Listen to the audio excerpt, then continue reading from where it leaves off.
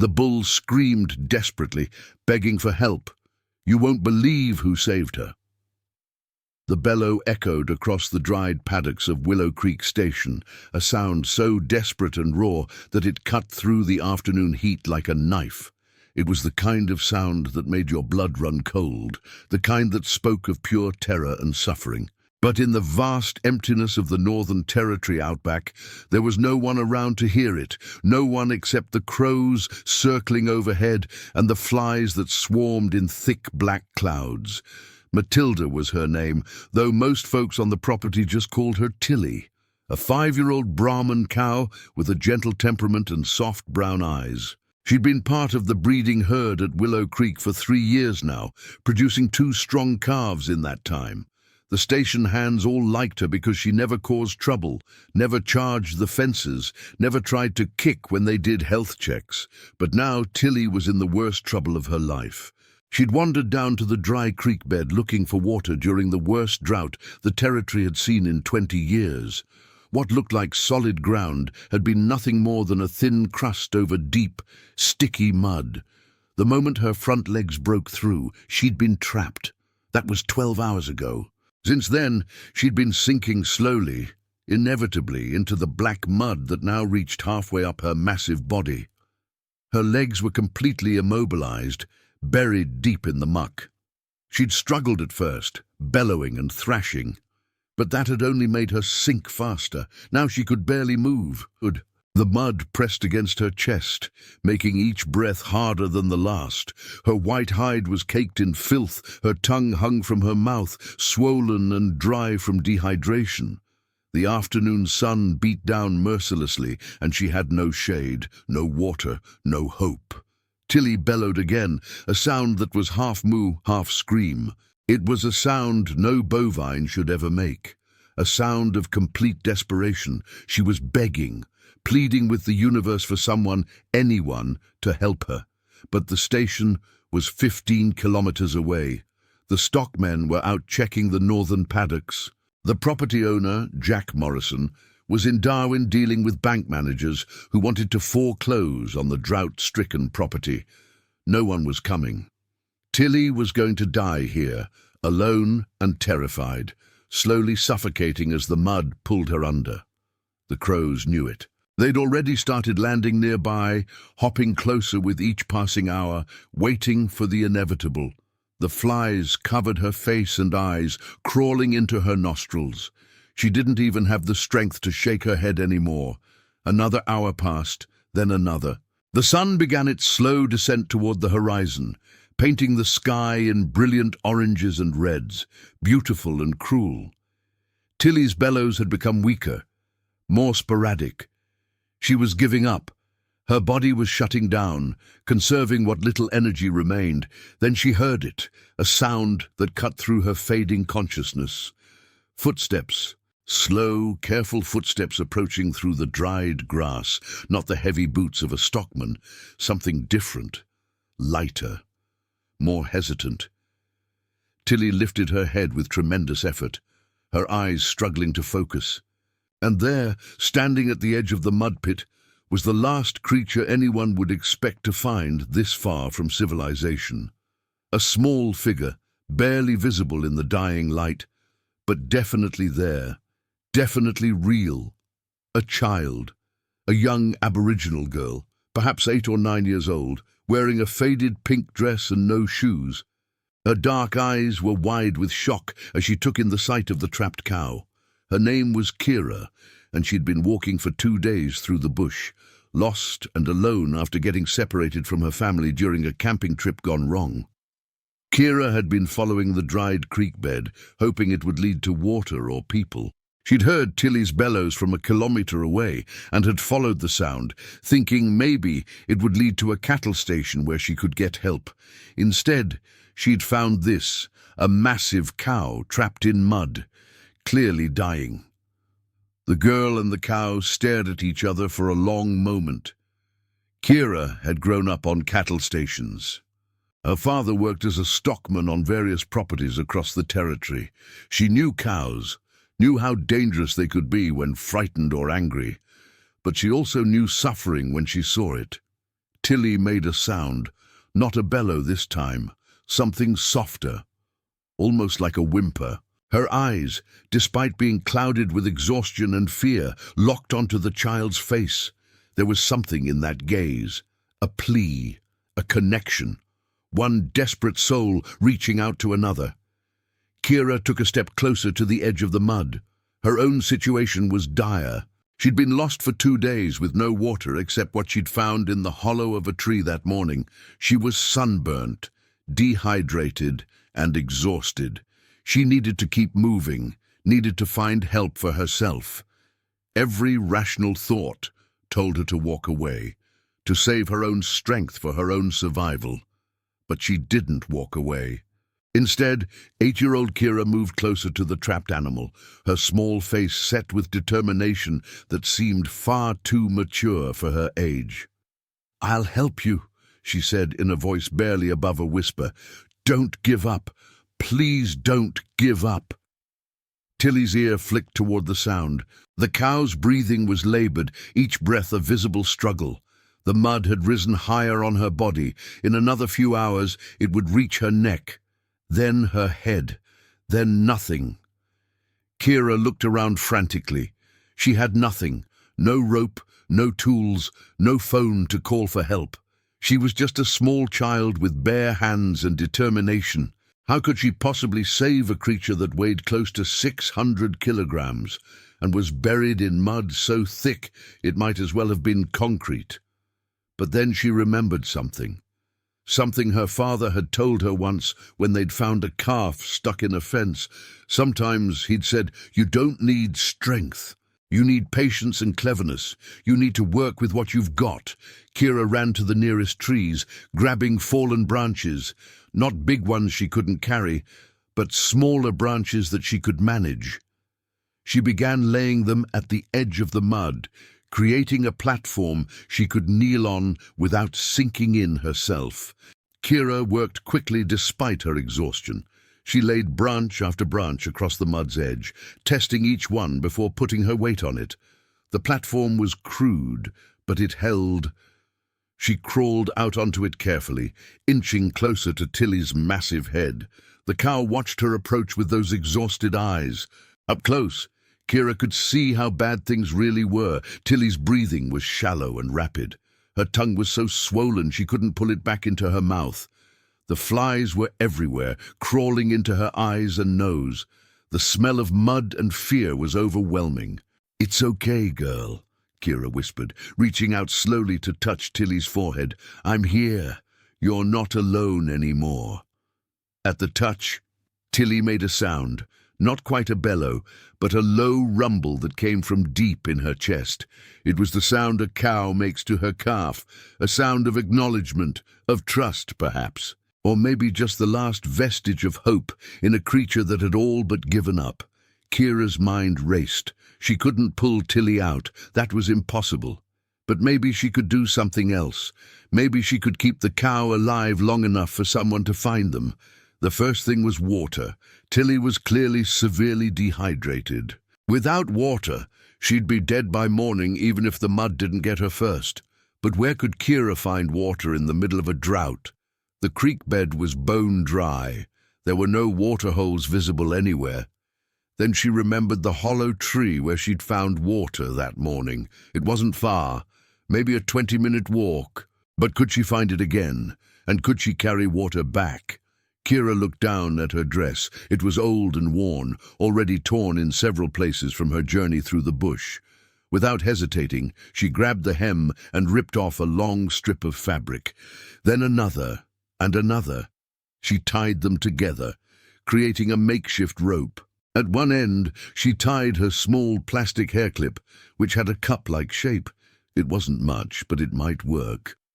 "I'll be back," she told Tilly, stroking the cow's mud-caked face. "I promise. Don't give up. Please." Tilly's eyes followed her as she backed off the branch platform and stood. The cow made a sound, a pleading sound. "Don't leave me."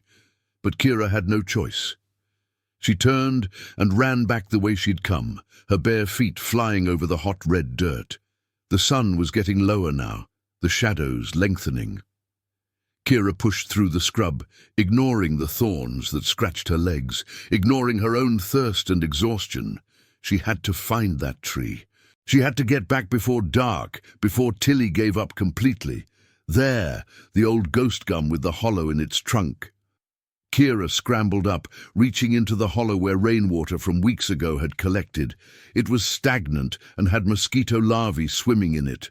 But it was water. She dipped her makeshift cup in, filled it carefully, then slipped back down the tree. The journey back felt 3 times longer. Kira moved as quickly as she could without spilling the precious liquid. Most of it slopped out anyway, leaving only a small amount by the time she reached Tilly. But it was something. She crawled back out onto her branch platform and held the cup to Tilly's mouth. The cow's swollen tongue reached for it desperately. Kira tipped the water slowly, letting it dribble onto Tilly's tongue. The cow's eyes closed for a moment, as if savoring every precious drop. "More's coming," Kira promised. "I'll make as many trips as it takes." And she did. As the sun set and the sky turned from orange to purple to deep blue, Kira made trip after trip to the ghost gum. 7 trips in total, each time bringing back her small cup of water. Each time, Tilly drank it desperately, her eyes following the child's movements with something that looked like gratitude. But water alone wouldn't save her. The mud was still pulling her down. Kira could see that Tilly had sunk another few centimeters since she'd first arrived. The cow's chest was now almost completely submerged. Her front legs, buried somewhere beneath the surface, were probably damaged from hours of struggling against the suction. As darkness fell completely, Kira knew she should leave, should keep walking, try to find the station, get help. But she couldn't bring herself to abandon Tilly. The cow had become her companion in this desperate situation. 2 creatures fighting for survival, depending on each other. "I won't leave you," Kira said, settling down on the solid ground near the mud pit. "We'll get through this together. Someone will come. They have to." She gathered what dry grass and small branches she could find and started a small fire. Not a big one, she didn't want to scare Tilly, but enough to keep the mosquitoes away and provide some light. The fire also served another purpose: smoke. If anyone was searching for either of them, smoke might lead them here. Through the night, Kira stayed awake, keeping the fire going, making more water trips whenever Tilly seemed distressed. The cow dozed fitfully, her head drooping but never quite touching the mud. Kira talked to her constantly, telling her stories her grandmother had told her. Stories of the dream time, of how the world was made, of brave ancestors who overcame impossible odds. "There was a woman once," Kira said softly, her voice carrying through the still night air, "who saved her entire tribe by leading them to water during the worst drought ever seen. She walked for 7 days without stopping, following the stars and the songs of the land. Everyone said it was impossible, that they should give up. But she didn't, and on the 7th day she found a spring that had never run dry." Tilly's ear flicked toward the sound of Kira's voice. Even in her weakened state, the cow seemed to find comfort in not being alone. "That's what we're going to do," Kira continued. "We're not going to give up, because tomorrow someone will come, or maybe the day after, but they'll come. And when they do, you need to still be here, fighting. Can you do that for me?" The cow made a soft sound. Whether it was agreement or just exhaustion, Kira chose to believe it was a promise. Dawn broke over the outback, with a sky so clear and blue it seemed impossible that anything bad could happen under it. But Kira knew better. She'd barely slept, dozing off only in short bursts while keeping one eye on Tilly. The cow had made it through the night, but she was noticeably weaker. The mud had crept higher still, now reaching the bottom of her neck. Time was running out.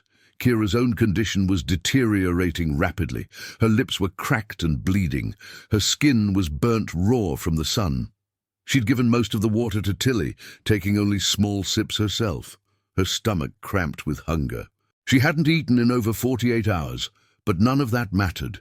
She'd made a promise to this animal, and Kira had been raised to keep her promises. She made 3 more water trips as the sun climbed higher.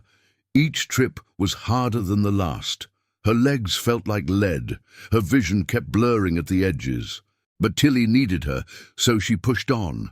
On her 4th trip of the morning, Kira heard something that made her freeze mid-step, a sound that seemed impossible, the distant thrum of a helicopter. She spun around, searching the sky desperately. There, a small black dot against the blue, moving across the horizon. Kira ran back to her fire and threw every piece of green wood she could find onto it. Thick white smoke began billowing up into the clear morning air. She waved her arms frantically, screaming at the top of her lungs even though she knew they couldn't hear her from that distance.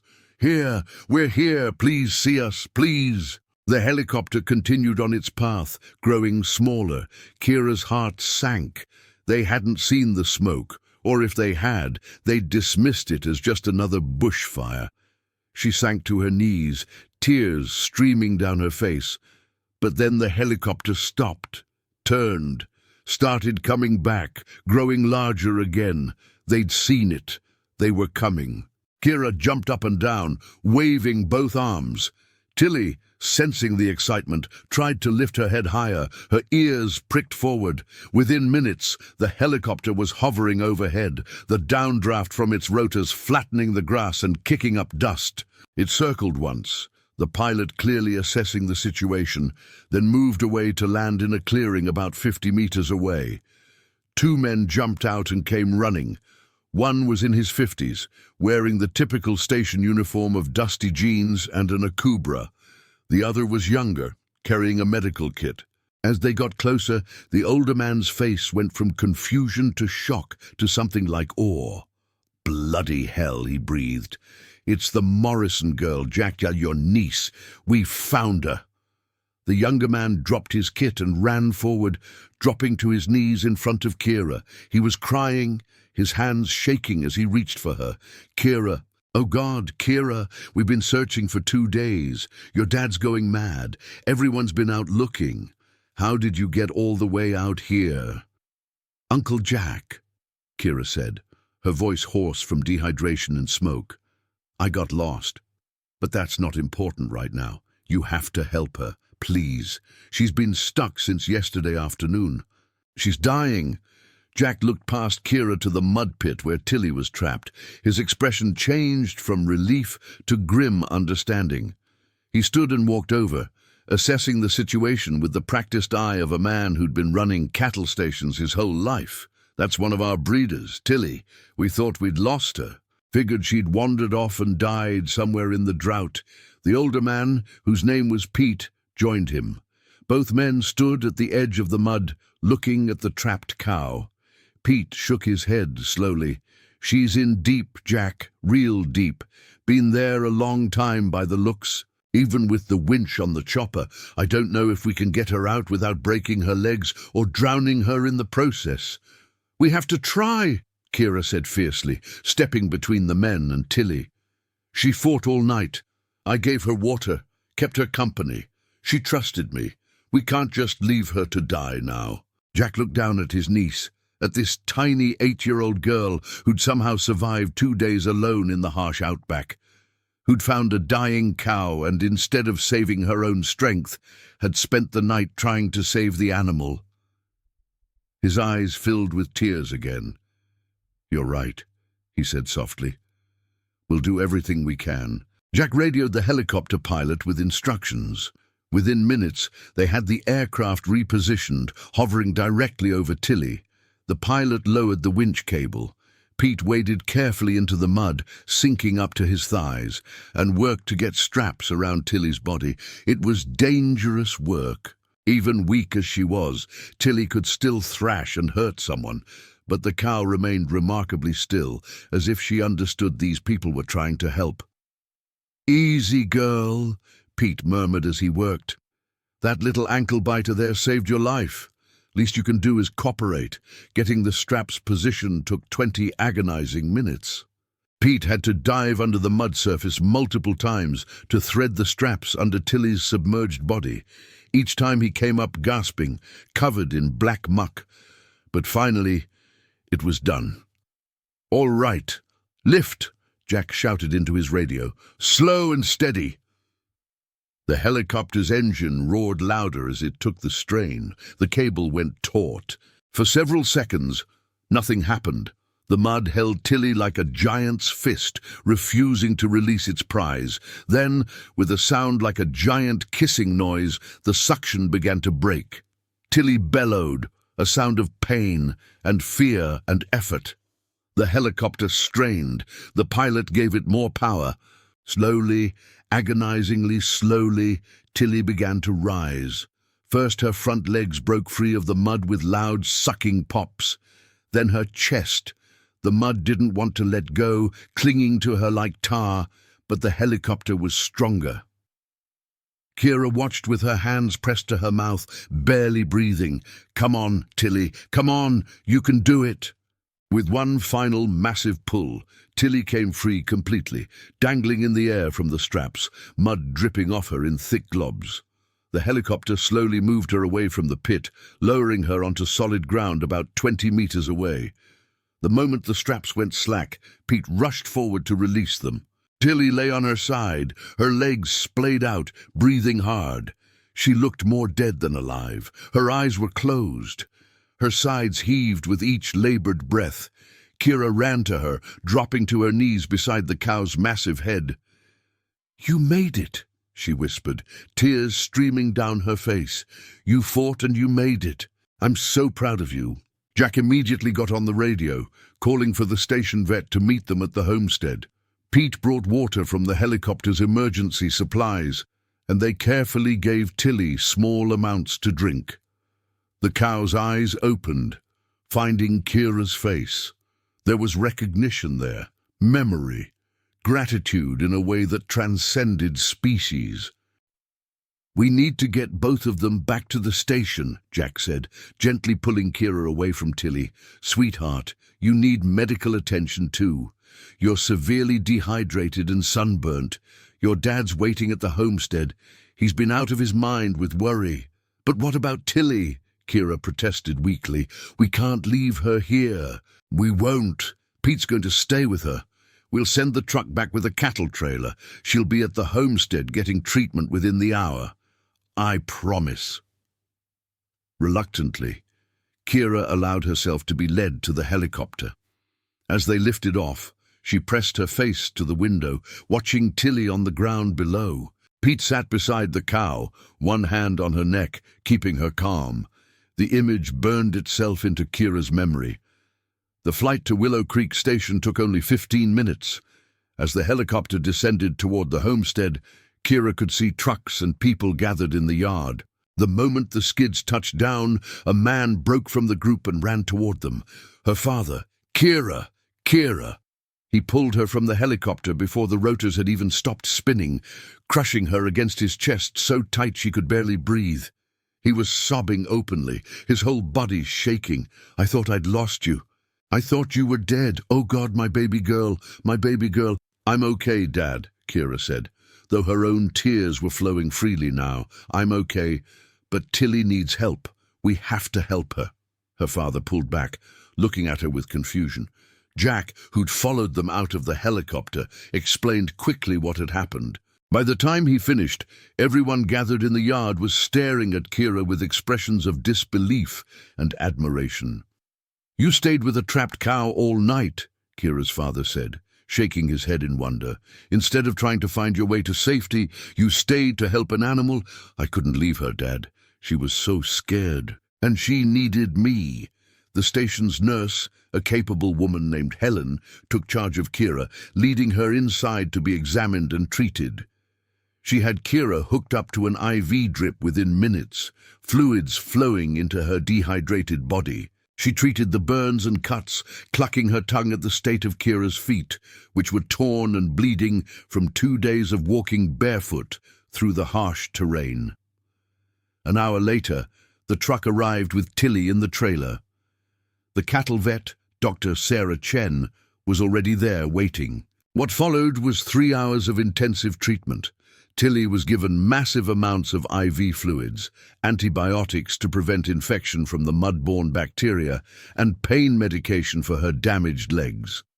Dr. Chen worked carefully, methodically, with Kira watching from the fence, despite multiple attempts to get her to rest inside.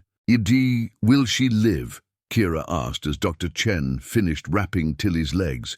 The vet looked at the small girl for a long moment before answering, "Honestly, she should already be dead. The amount of time she spent in that mud, the dehydration, the stress on her system, it should have killed her, but she's fighting.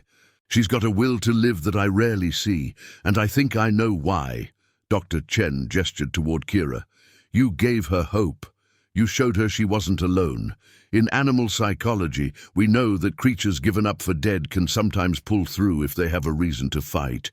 You were her reason, Kira. You saved her life not just with the water you brought, but with your presence, your compassion. Over the following weeks, Tilly's recovery was nothing short of miraculous. Her legs, which everyone feared might be permanently damaged, healed. The infection that threatened to set in never materialized. Within a month, she was walking again, though with a slight limp that Dr. Chen said might never fully disappear. But the most remarkable thing was the bond between Kira and Tilly. Whenever Kira visited the station, which was now frequently since her father had taken a permanent position at Willow Creek, Tilly would immediately seek her out. The massive cow would walk across an entire paddock just to stand near the girl, lowering her head so Kira could scratch behind her ears. "I've never seen anything like it," Jack told Kira's father one afternoon as they watched girl and cow together in the yard. "Tilly's always been gentle, but now she's something else entirely with Kira. It's like she knows. Like she understands what that little girl did for her." The story spread throughout the territory. News crews came to interview Kira, though she was shy and uncomfortable with the attention. She insisted she'd just done what anyone would do, though everyone who heard the tale knew that wasn't true. Most people would have walked past, prioritizing their own survival. Kira had chosen differently. 6 months after the rescue, something unexpected happened. Tilly gave birth to a calf, a strong, healthy female with the same gentle eyes as her mother. Jack Morrison made a decision that surprised no one who knew the story. "This calf belongs to Kira," he announced. "When she's old enough, she'll be registered in Kira's name." A gift from Willow Creek Station and from Tilly herself. Kira named the calf Hope. It seemed appropriate. Now, 2 years later, Kira spends every weekend at Willow Creek Station. She's 10 years old now, taller and more confident, but still the same compassionate soul who'd stayed with a dying cow instead of saving herself. She helps with the cattle, learning the skills of station work from Pete and Jack, but her favorite times are still the quiet moments in the paddock with Tilly and Hope, sitting in the red dirt while the 2 cows graze nearby. Sometimes tourists visit Willow Creek, having heard the story and wanting to meet the famous cow and the girl who saved her. Kira always obliges, though she never quite understands what all the fuss is about. To her, the choice had been simple. Another creature needed help, so she helped. Wasn't that just what you did? But Jack Morrison understands. So does Dr. Chen and Pete and everyone who witnessed the aftermath of that desperate night. They understand that what they saw was something rare and precious. A moment when a child's pure compassion overcame fear and self-preservation. A moment when a cow facing certain death found hope in the form of a lost little girl. A moment when 2 souls, human and animal, fought for survival together and won. On the wall of the Willow Creek homestead, there's now a photograph.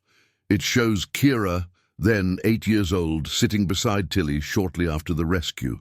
Both of them are covered in mud and exhaustion, but they're together, alive. Under the photo, Jack had mounted a small plaque with words he'd written himself. "Sometimes the bravest thing you can do is stay. Kira Morrison and Tilly, May 2023. A reminder that compassion has no size limits, and heroes come in all forms. Tilly still has that slight limp. Kira still has scars on her feet from that long walk through the bush. But neither would change what happened. Because that desperate night in the outback, when a bull screamed for help and a lost child answered, created something that transcends explanation. A bond, a story, a testament to the extraordinary things that can happen when one creature refuses to abandon another in their darkest hour. And every time Kira visits, Tilly still walks across that paddock, still lowers that massive head for scratches, still makes that same soft, rumbling sound. The sound a cow makes to her calf. The sound that means, I remember. I know what you did. Thank you.